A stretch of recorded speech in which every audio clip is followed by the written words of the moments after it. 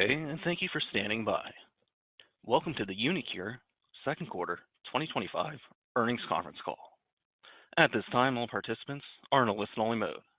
After the speaker's presentation, there will be a question-and-answer session. To ask a question during the session, you will need to press star 11 on your telephone. You will then hear an automated message advising your hand is raised. To withdraw your question, please press star 11 again. Please be advised that today's conference is being recorded. I would now like to hand the conference over to your speaker today, Chiara Russo, Senior Director of Investor Relations. Please go ahead. Good morning, and thank you for joining us for uniQure's second quarter of 2025 earnings call. Earlier this morning, uniQure released its financial results for the second quarter of 2025, and our press release is available on the Investors and Media section of our website at uniQure.com. Our 10-Q was also filed with the SEC earlier this morning. Joining me on the call today are Matt Kapusta, Chief Executive Officer, Dr. Walid Abi-Saab, Chief Medical Officer, and Christian Klemt, Chief Financial Officer. After our formal remarks, we will open up the call for Q&A. Before we begin, please know that we will be making forward-looking statements during this investor call. All statements other than statements of historical fact are forward-looking statements. They are based on management's beliefs and assumptions and on information available to management only as of the date of this conference call. Our actual results could differ materially from those anticipated in these forward-looking statements for many reasons, including, without limitation, the factors described in uniQure's most recent SEC filings. Given these risks, you should not place undue reliance on these forward-looking statements, and we assume no obligation to update these statements even if new information becomes available in the future. Now let me introduce Matt Kapusta, uniQure's CEO. Thanks, Chiara, and good morning, everyone. Thank you for joining today's second quarter conference call. The first half of 2025 has been tremendously productive for the company as we advance AMT-130 towards potentially becoming the first disease-modifying therapy for Huntington's disease. Our momentum is strong across four key areas: clinical advancement, regulatory alignment, BLA readiness, and commercial launch preparation. We also made advancements across our broader clinical pipeline, including AMT-191 for Fabry disease, AMT-260 for mesial temporal lobe epilepsy, and AMT-162 for SOD1 ALS. With pivotal top-line data from AMT-130 and initial clinical data from AMT-191 in Fabry, both expected in September, we believe the second half of 2025 is shaping up to be an eventful period for uniQure. Turning to AMT-130, in Q2, we continued to have productive interactions with the FDA, including receipt of breakthrough therapy designation in April and further regulatory alignment. AMT-130 remains the only investigational therapy in Huntington's disease to have either breakthrough therapy designation or regenerative medicine advanced therapy, or RMAT designation, granted by the FDA. In June, we achieved alignment with the FDA on both our statistical analysis plan and CMC requirements for a planned BLA submission in the first quarter of 2026. Our primary efficacy analysis will compare the 3-year change in cUHDRS in high-dose patients to a propensity score matched external control arm using data from the Enroll-HD natural history study. In addition, the FDA agreed that we can leverage our experience from Hemgenix in validating the AMT-130 manufacturing process and that our process performance qualification can be limited to one such batch, supplemented by additional commercial-scale GMP batches. Following FDA guidance, we've made significant progress in preparing for the planned BLA submission. Manufacturing of 2-scale pre-PPQ GMP batches is now complete, and we've initiated our formal PPQ campaign. We also recently submitted our final statistical analysis plan to the FDA, which Walid will discuss in more detail shortly. On the commercial planning front, we continue to make disciplined investments in preparation for a potential 2026 launch. In June, we appointed an experienced leader, Kylie O'Keefe, as Chief Customer and Strategy Officer, and our HR team is actively recruiting key roles across medical affairs, market access, commercial operations, and other critical areas. The team is making strong progress on an integrated launch strategy, and we look forward to sharing more details in the future. Now turning to our broader pipeline. In May, we shared encouraging early data from the first patient treated with AMT-260 for mesial temporal lobe epilepsy. Over the first 5 months of follow-up, the patient experienced a 92% reduction in seizure frequency with no significant adverse events. This early result has sparked strong interest among investigators and the epilepsy community. I'm pleased to say that we have 14 clinical sites in the U.S. that continue to screen patients for this study. During the second quarter, we also continued to advance our Fabry and SOD1 ALS studies and look forward to presenting initial Fabry data at the ICIEM conference in early September. Overall, I'm incredibly proud of the team's execution and dedication towards advancing these important therapies. In the first half of 2025, we've delivered on several key goals and remain on track for what we believe could be a transformational second half, marked by meaningful data updates, regulatory progress, and continued momentum towards the planned BLA submission of AMT-130. I will now turn the call over to Walid to provide a more detailed clinical update. Walid? Thank you, Matt. Good morning and good afternoon, everyone. During the second quarter of 2025, we continued to make meaningful advancement across our portfolio of clinical stage gene therapies. Let me start with AMT-130. In April, AMT-130 was granted Breakthrough Therapy designation by the FDA. This recognition, a first in Huntington disease, was based on the phase 1/2 data showing the potential to slow disease progression and underscored both the urgent need for effective treatments for Huntington's disease and the potential therapeutic benefits of AMT-130. As you know, our recent FDA interactions have been highly productive. Following 2 Type B meetings in the first and second quarter, we announced in July alignment with the agency on the statistical analysis plan and CMC requirements for AMT-130. The FDA agreed that the 3-year change in cUHDRS measured against a propensity score-adjusted external control constructed using Enroll-HD dataset could serve as the registrational endpoint for an accelerated approval BLA. The agency also endorsed our CMC strategy, stating that it should be possible to validate the AMT-130 manufacturing process by leveraging prior knowledge and experience from Hemgenix, uniQure's approved commercial gene therapy for hemophilia B. This approach, supplemented with data from additional full-scale GMP batches and a single successful PPQ run, may be sufficient to support process validation for the BLA submission. As Matt just mentioned, we have completed those GMP batches and the PPQ campaign is currently underway. As stated in the press release this morning, we have submitted the final SAP using a propensity score matched external control derived from the Enroll-HD dataset for the primary analysis. A number of additional analyses, including a propensity score weighted external control, will be submitted as sensitivity and supplemental analyses. This update reflects an alignment with the FDA's stated preference and recommendation for propensity score matched natural history controls. The FDA will receive both the propensity score matched and propensity score weighted analysis as disclosed previously. Turning now to clinical progress, I'm incredibly pleased to report that the AMT-130 clinical team has successfully completed the June 30th cutoff date for the 3-year data, keeping us on track for the expected September data update. I'm also pleased to announce a 4th cohort in the phase 1/2 trial of AMT-130 expected to initiate in the 3rd quarter. This open-label, single-arm U.S. study will evaluate safety of the high dose of AMT-130 in at least 6 patients with lower striatal volumes. Patients who would have previously been excluded based on the criterion of a minimal striatal volume can now be considered, potentially expanding access to treatment.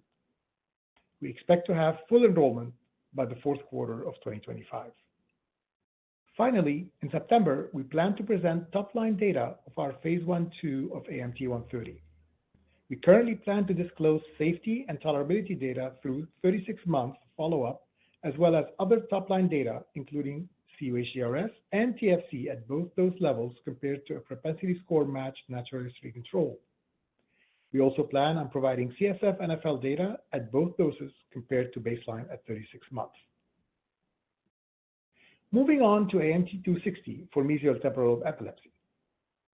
In late May, we shared initial data from the first subject in the GENTLE Phase 1/2a study at the Epilepsy Therapies and Diagnostics Development Symposium.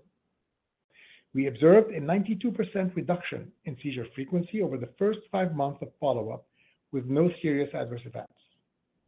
While additional follow-up on this first trial participant and enrollment of additional participants in this trial are needed, this case study provides an early signal that suggests our miRNA-based GRIG2 targeted gene therapy can potentially suppress seizure activity in this type of patients.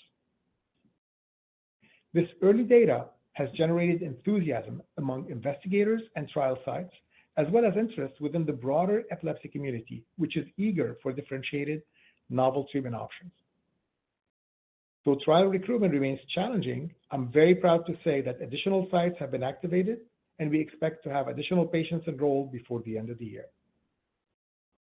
Moving to AMT-191 for Fabry disease, the Phase 1/2a clinical trial continues to enroll patients, and we expect to present initial safety and exploratory efficacy data at the 2025 International Congress of Inborn Errors of Metabolism, or ICIEM conference, on September 5th in Kyoto, Japan. Lastly, I'll touch on AMT-162 for SOD1 ALS.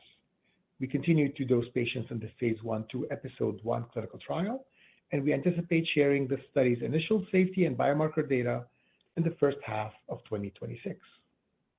Now, I will turn the call over to Christian for a financial update. Christian? Thank you, Ali.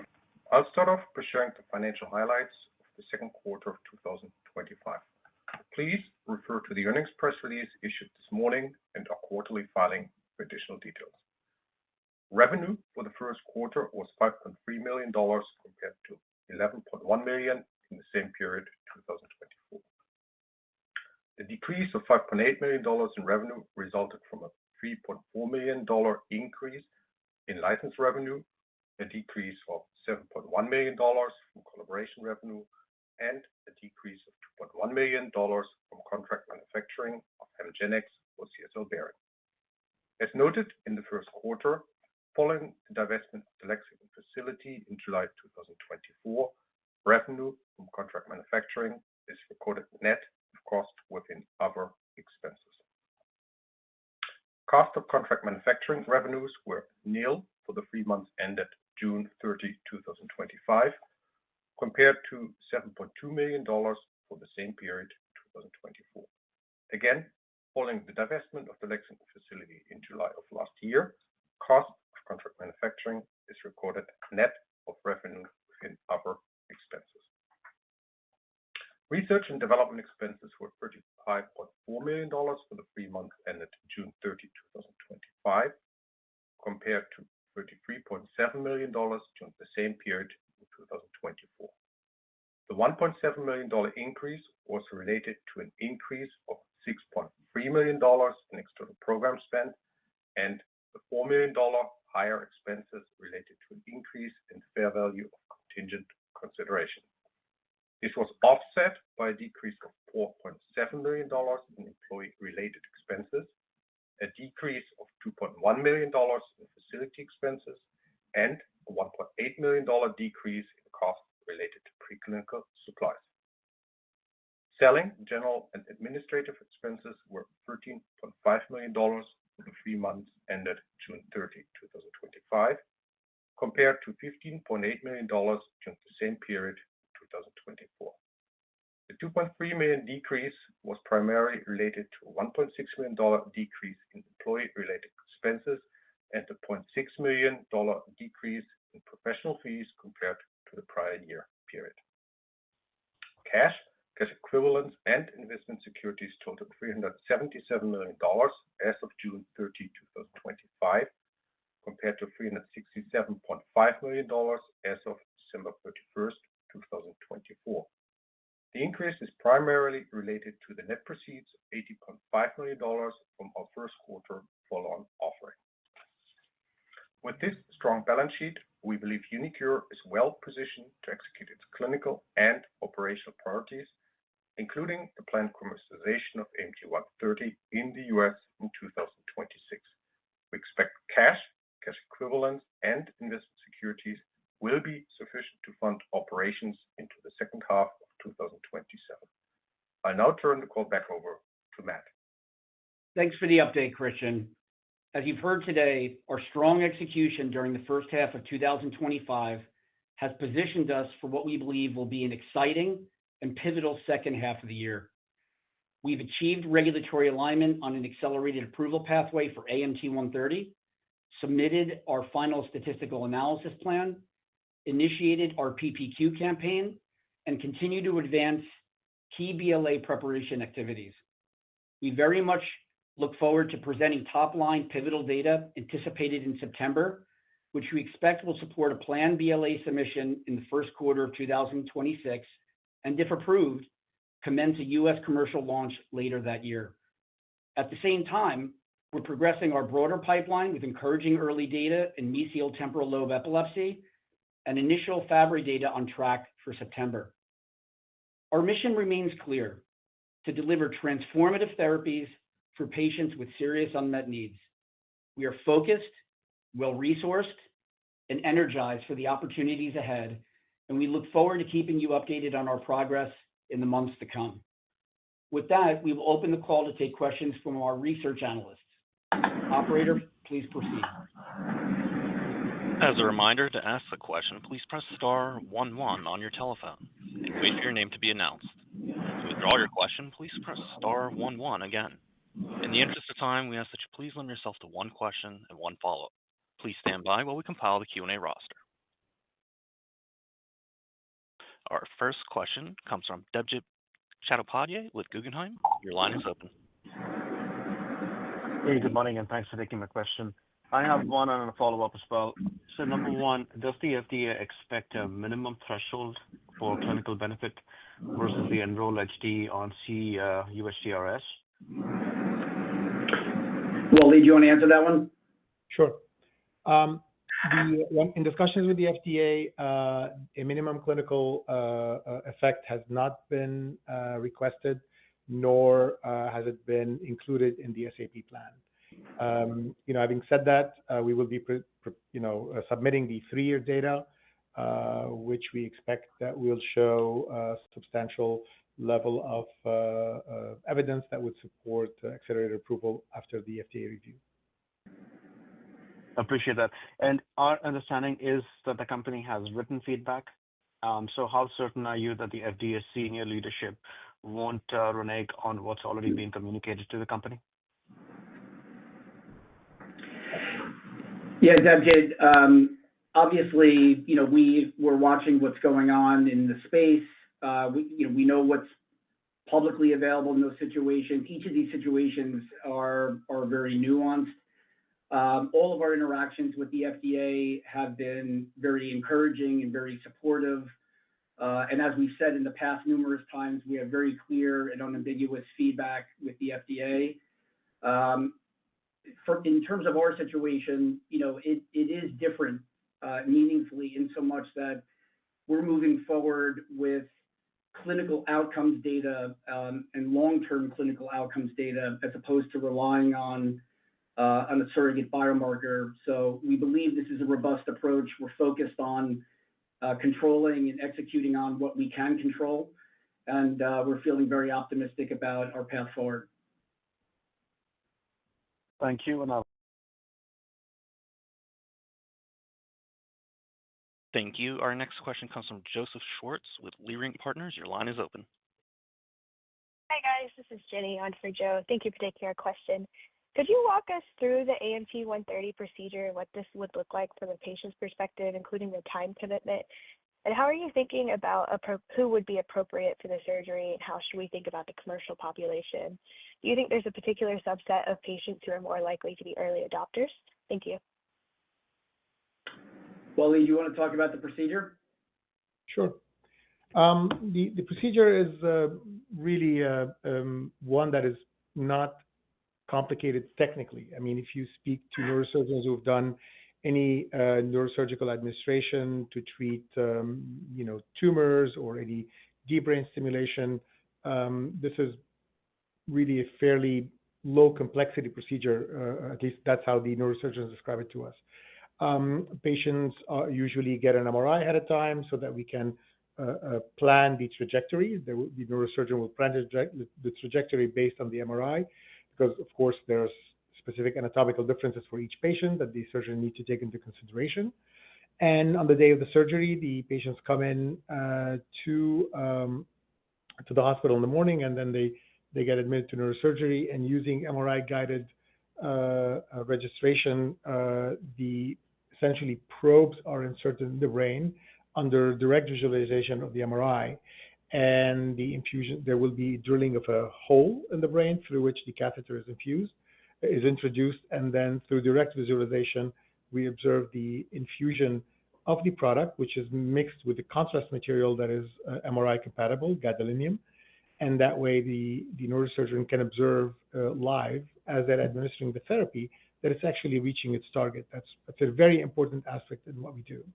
Now, the infusion has to occur at a slow rate to make sure that the product diffuses appropriately to the right structure.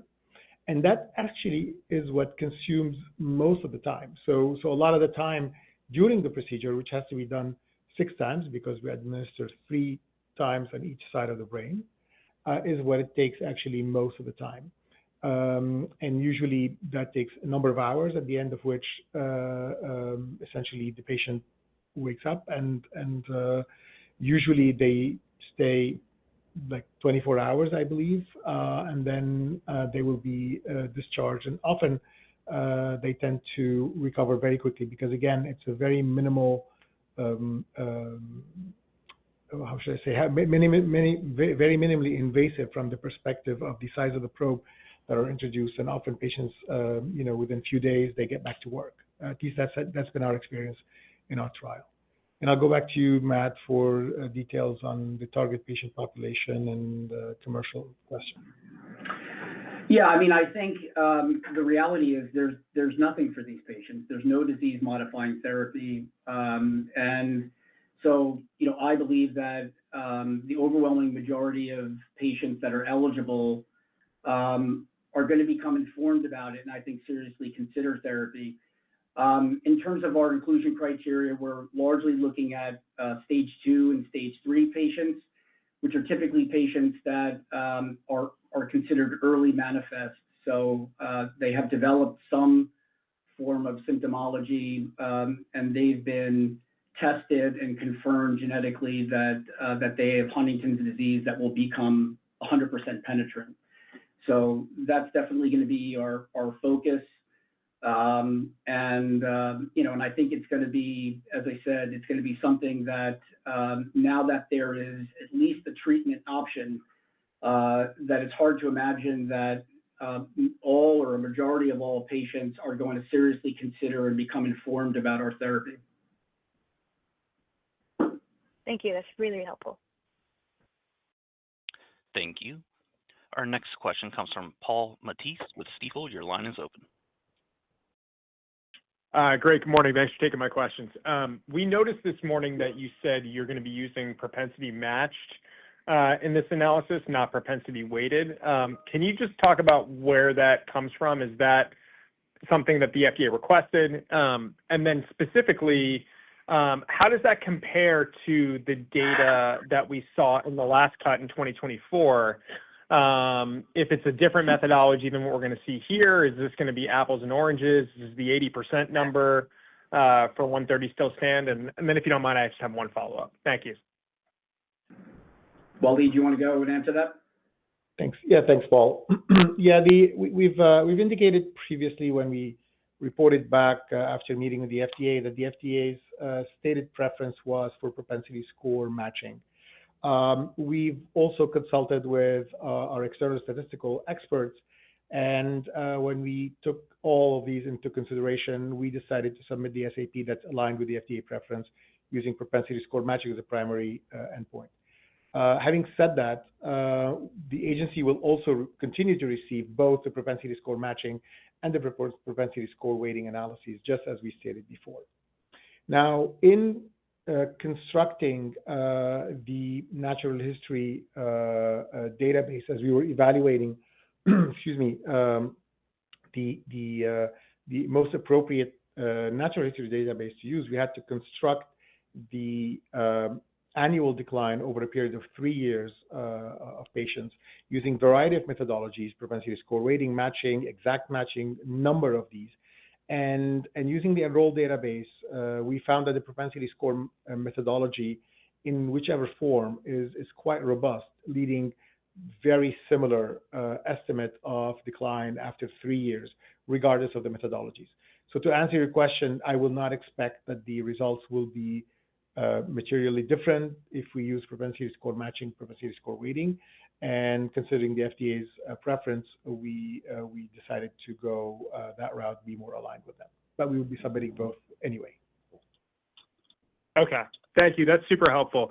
And then, look, I know this is extraordinarily subjective, and ultimately in Huntington's, right, there's nothing. But how are you guys thinking about the bar on disease slowing in this 3-year analysis? And look, again, understanding that Huntington's doesn't, have any disease-modifying treatments, I would think you'd want the data to hold up to some degree, right? Just first of all, for the best of the drug, and second of all, to be confident in your regulatory alignment. So, investors and analysts are trying to draw this line. How would you draw this line? Yeah, sorry, I assume I'm going to continue. I'm just going to give it to you. Apologies. No, go ahead, Walid. Yeah, I mean, I think we're asked that question a lot. It's an important question. Honestly, as you said, there's nothing for these patients. Matt mentioned that before. When we talk to a number of KOLs, what they tell us is, look, anything that would reduce the disease progression by 25 to 30% would be great. It would add potentially many years of quality of life to these patients who have nothing. But as from our perspective, just like you said, we would like our data to continue to show any meaningful slowing of disease progression that will be something that the agency will consider appropriate for approval, but also the patients will find clinically meaningful. That is, we believe in our mechanism of action. We saw the data at 2 years. We feel optimistic that the 3-year data will continue to show a meaningful improvement that will both satisfy the patients, but also the FDA. Thank you. Our next question comes from Joseph Thome with TD Cowen. Your line is open. Hi there. Good morning. Thank you for taking my questions. I have one question and one follow-up, if I can. I guess just given the back and forth with Sarepta over the course of this week, has that changed at all your thinking on how you're approaching the launch in any way, whether you want to do a stage launch with target number of surgeons, be a little bit more cautious at the beginning, or how you're thinking about that? Obviously, so many differences between disease states and age and everything like that. But I guess, are there any learnings that you've taken from the past week? And then second, do you expect there to be a minimal striatal volume on the label? I only asked this because I noticed you're initiating a 4th cohort with smaller striatal volumes. So kind of just thinking that that's going to be a formal label expansion, or if this would be more just a use guideline for clinicians in the field. Thank you. Yeah, Walid, maybe I'll take the first one. You take the second one. So, yeah, I mean, honestly, we've always operated in a way where, patient safety is our utmost priority. So it's not like, anything going on in the sector is going to change that view. I think we've always thought that for AMT-130 that, there are going to be, at the time of launch, centers of excellence that have experience with the surgical procedure that are conducting these procedures. And, we're going to be, it's something that we're going to be continually monitoring as we launch the product. But at the same time, we treated 45 patients. I think we really believe that AMT-130 is generally safe and well tolerated. I'll also mention that, that our administration of AMT-130 is a local administration. So the systemic exposure, that occurs when we administer AMT-130 is meaningfully less than a gene therapy that is systemically administered. We have just simply not seen any liver toxicity associated with AMT-130. We're also utilizing an AAV5 vector that has been studied with systemic administration, vis-a-vis Hemgenix. And we've also not seen any significant adverse events associated with Hemgenix or AAV5 in that context as well, even with systemic administration. So it's very important to understand these technical differences with administration, but nothing's going to change our view that patient safety is always going to be at the top of our priorities. Okay, so on the striatal volume, just maybe taking a step back, the way this came to be was, as the study was initially designed some 6 years ago or so, out of the abundance of caution, we wanted to make sure that we have a striatal volume that would be large enough so we can safely administer the product to these patients. But over the years, and as we've accumulated a lot of experience with more than total of 45 intraparenchymal administrations to date, the experience that we accumulated with our neurosurgeons and in discussions with them, we've decided that we should be relaxing these criteria and now evaluating an approach where we will use the neurosurgeon's clinical judgment whether they can reach the targeted structure safely without fixing a specific minimum volume. And in order for us to study that, we needed to include patients who have otherwise would have been excluded from our trial, those with lower striatal volume, to start generating safety data with this. Now, whether this will be in the label or not, those discussions have not taken place with the FDA. That would be something that would have to occur later in the review process. Of course, generating these data and depending on the outcome of the safety profile of this, those will be included in the safety update and will be part of our discussions with the agency. But it's premature right now to be able to speculate or give guidance as to what we think the label would look like. Thank you. Our next question comes from Sushila Hernandez with Van Lanschot Kempen. Yes, thank you for taking my question. Also, just to follow up on the fourth cohort, so what do you hope to expect to see in this patient population? And then a second question, what are the next steps for AMT-260? Are you expecting to add more sites? Thank you. Madam, I suppose I'll take both, right? Yeah, go ahead. So with the fourth cohort, the expectations in the short term is to document the safety of the procedure, that we can administer this safely, that the neurosurgeons that we have and the system that we have in place to be able to evaluate whether we can safely administer AMT-130 for those who would have otherwise been excluded from our trial because they would have lower striatal volume. The system is in place, it operates well, and we can administer it safely. And then, of course, we will be monitoring them for efficacy and so on and so forth. But I personally do not foresee where there would be any difference. Once we establish that the AMT-130 is actually effective in slowing disease progression, there's no reason for this to be different based on an arbitrary cutoff of striatal volume. In terms of AMT-260, yes, indeed, as Matt said, we have increased the number of sites. We now have 14 active. There's a lot of activity since we've disclosed the data on that first patient with the very positive results. They've been received very positively. We've seen a very significant uptick in screening activities, and we really do feel quite confident that we will be getting a number of additional patients in the second half of the year. Thank you. Our next question comes from Patrick Trucchio with H.C. Wainwright. Your line is open. Good morning, everyone, and congratulations on the project, on the progress. This is Luis in for Patrick. First question, just thinking ahead are there any differences? Do you expect any differences from regulatory path to approval in Europe versus the US? And then on the 130 and on 160, how should we think about the planned phase 2 portion look like in terms of patients? Will we plan to enroll the same disease stage patients with or also include non-legal patients as well? Thank you so much. Yeah, I'll maybe take the first one, Walid, and you can address the second one. So we have not yet met with EMA to solicit scientific advice with respect to the registrational path forward. Our focus right now is on the US, and of course, we'll expect to have the 3-year data presented, which we think could be also important information to furnish EMA when we have those scientific advice discussions. So we'll look to have them in the near term, and once we do, we'll make sure we provide an update to the market.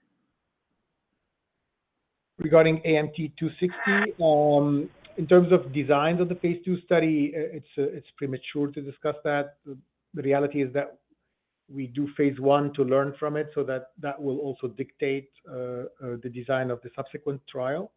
But in terms of the patient population, we start with those on the non-dominant, because that way you establish the risk-benefit profile, and then you start branching out to those with dominant disease. I think the next natural step will be also to look at bilateral. The reality is that it's those with dominant and bilateral is where the high unmet need is, because those would be unlikely to benefit from invasive therapy like ablation, laser ablation, or resection surgery. But that's kind of the thinking that we have around expansion as we advance in the program. Thank you. Our next question comes from Eliana Merle with UBS. Your line is open. Hey, this is Jasmine on for Ellie. Thank you for taking our question. So first, can you give any color on what you plan to talk about and learn from the pre-BLA meeting with the FDA in QURE, and will we get an update after this meeting? And then secondly, on the Huntington's commercial opportunity, how many sites in the U.S. are capable of doing the administration procedure? And based on the study enrollment criteria, can you give an estimate of the prevalence of patients that would be eligible in the U.S.? Thank you. Yeah, so I'll answer the last question first, Walid, and then you can answer the first question, if that's okay. Yeah, I mean, in terms of the commercial potential, there's 35,000 patients that are currently diagnosed with Huntington's disease. And then there's probably 3 times as many people that have Huntington's disease, but have not been genetically confirmed, because there's obviously nothing for those patients. Our view is that we'll provide obviously more detail on this, but the overwhelming majority of the patients that are diagnosed have stage 2 and stage 3, because typically the diagnosis of Huntington's disease happens once there's symptom onset. So, there's going to be many thousands of patients that in our view are going to be eligible for the procedure. Now, the last part of this was the number of sites that are capable of doing the procedure. Just to be very clear, this is not a novel procedure. This is a very standard procedure for a neurosurgeon. There's probably somewhere between 50 to 55 sites that have the neurosurgical expertise and the imaging equipment to be able to do this procedure.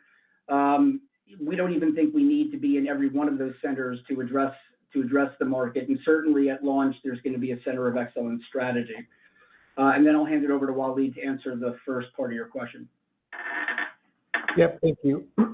So for the pre-BLA meeting, we will be meeting with the FDA, of course, and sharing with them the top-line results from our phase 3 data, and as well as any updates on CMC activities, and discuss with them.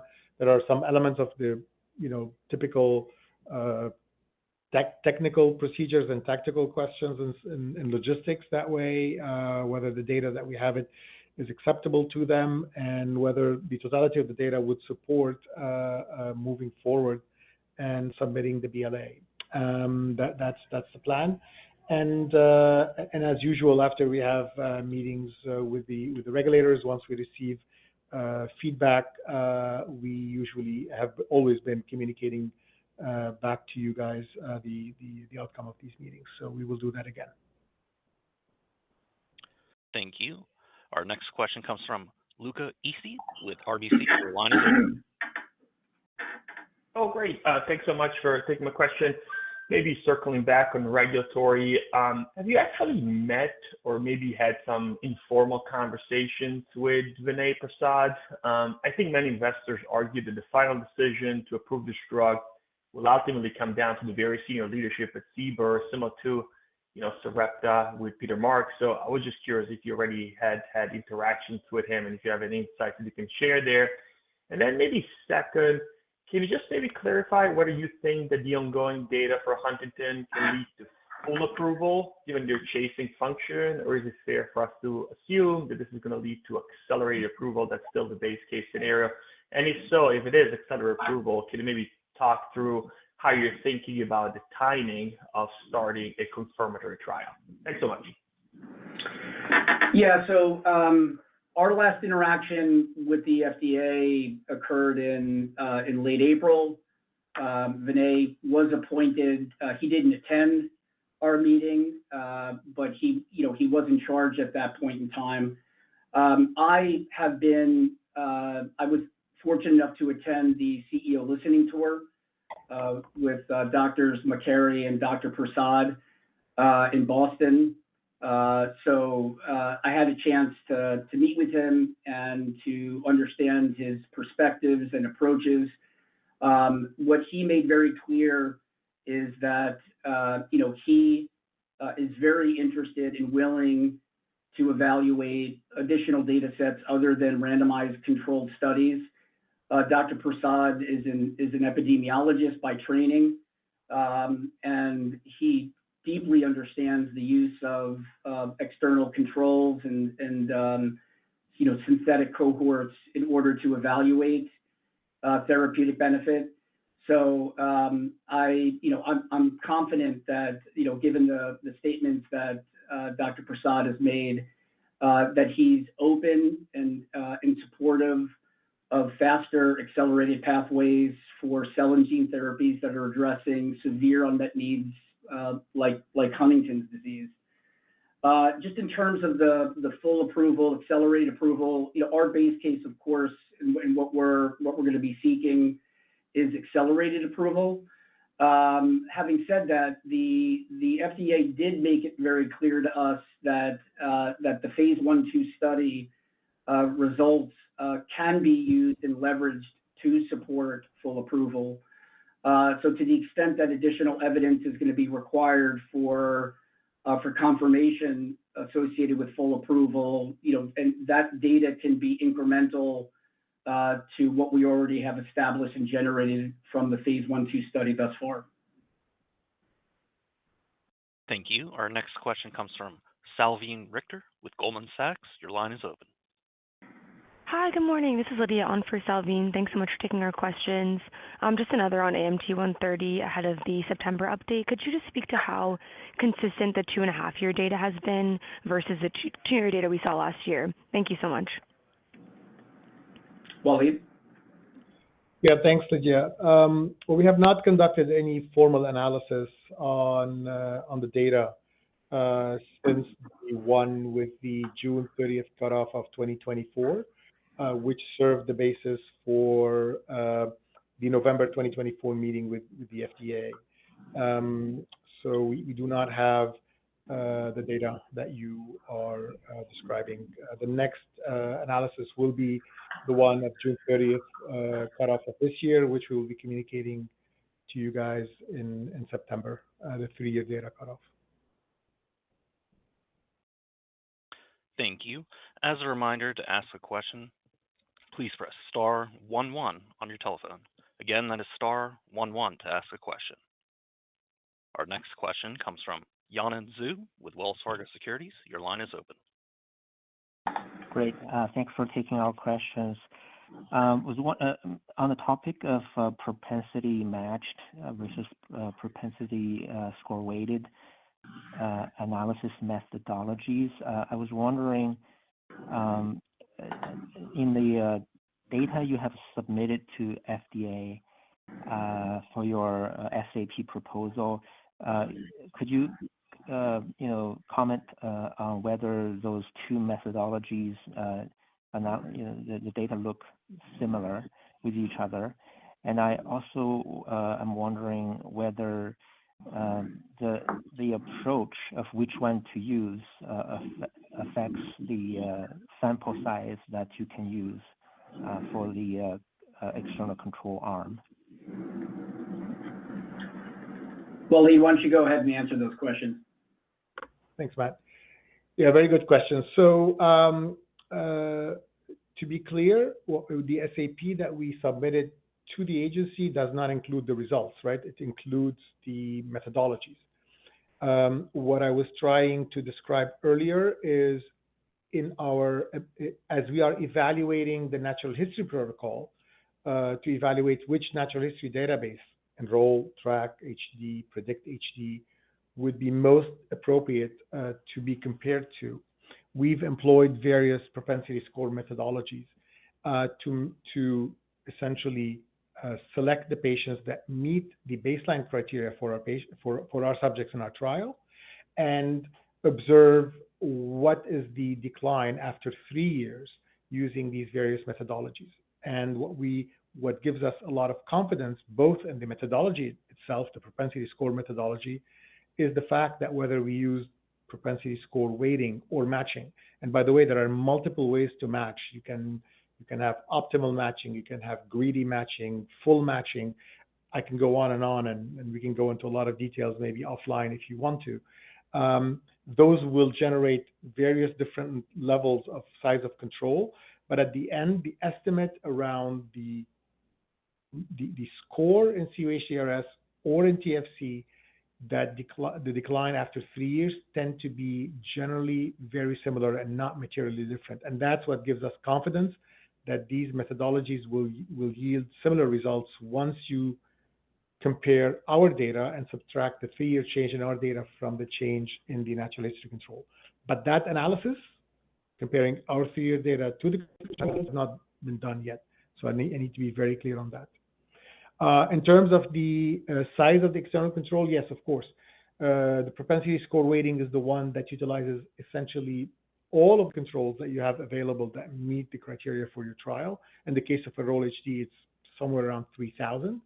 That's the propensity score weighting, and it uses a variety of methodology to be able to allow to include everybody, which contributes to a varying degree based on how closely they resemble your sample.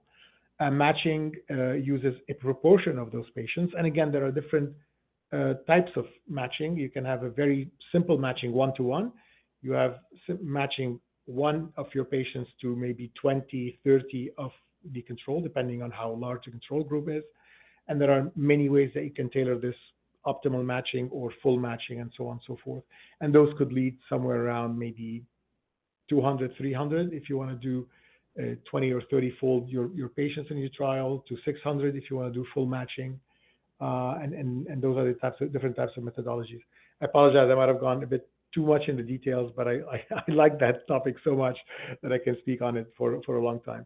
But you should rest assured that the estimate of change after 3 years tend to be fairly similar regardless of the method you use, and that gives us very good confidence that the results will not be materially different when we compare them to the change in our patients.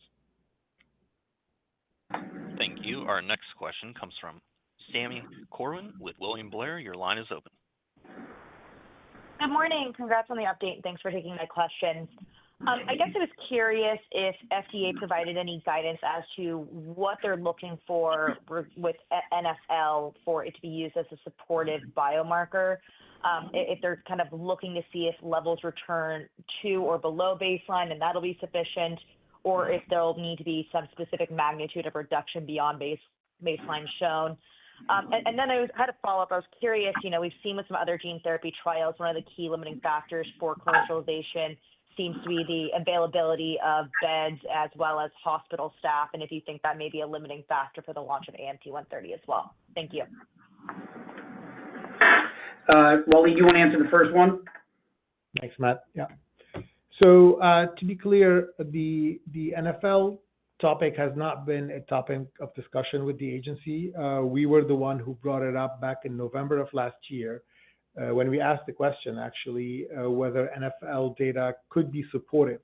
And the FDA said yes, the NFL data could be supportive, but there's been no discussion at all about, whether there should be any correlation with the cUHDRS or what change should be from baseline or anything.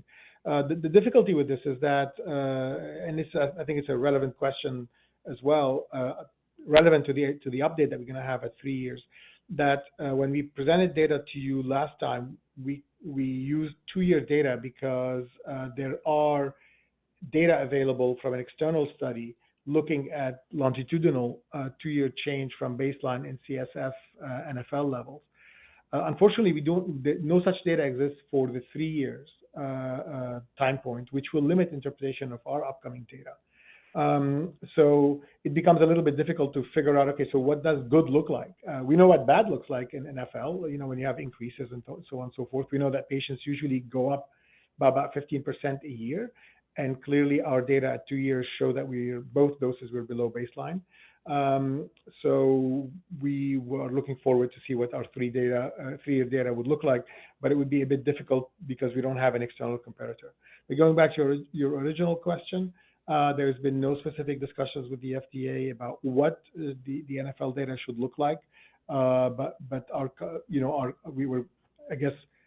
expectations are, and we're confident in our data that the NFL data will continue to support our primary clinical endpoint of cUHDRS.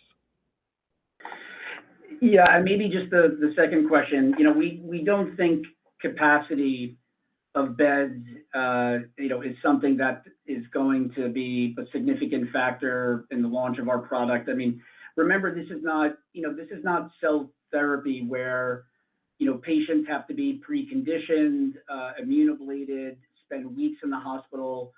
I've often talked about, the last patient we treated earlier this year was admitted to the hospital, on a Tuesday morning, completed the procedure, on Tuesday, and was discharged from the hospital Wednesday morning. So I don't think that's a factor that we think is going to be a material one for our launch. Thank you. Our next question comes from Kristen Kluska with Cantor Fitzgerald. Your line is open. Hi, this is Rick Miller on for Kristen. Thanks for taking our question. Just one from us. Can you kind of walk us through the natural history comparators that could sort of inform the external comparator that we could see in the September update? And should we be expecting to see Enroll HD comparators at that time or any other analyses? Thank you. Waleed? Thank you. Yes. So as part of our meeting with the FDA back in November, we discussed with the FDA how to proceed to evaluate the various natural history databases that we could use, and we asked whether we should include Enroll HD because it has a very large database, and the FDA encouraged us to do so, which we did. And the follow-up meeting that we had with them back in April, we walked them through all of our assessments, comparing the natural history for a variety of reasons, which I could, perhaps take offline and walk you through this. The Enroll HD was deemed the one that's the best fit for us to compare to. We made that proposal, and the FDA agreed with us that Enroll HD will be the comparison. So the data that you will see in September will be a comparison of our data to the Enroll HD 3-year data using propensity score matching as a primary endpoint. As I said before, we will be including a number of other sensitivity analyses, including propensity score weighting as well, and submit to the FDA. This concludes the question and answer session and today's conference call. Thank you for participating. You may now disconnect.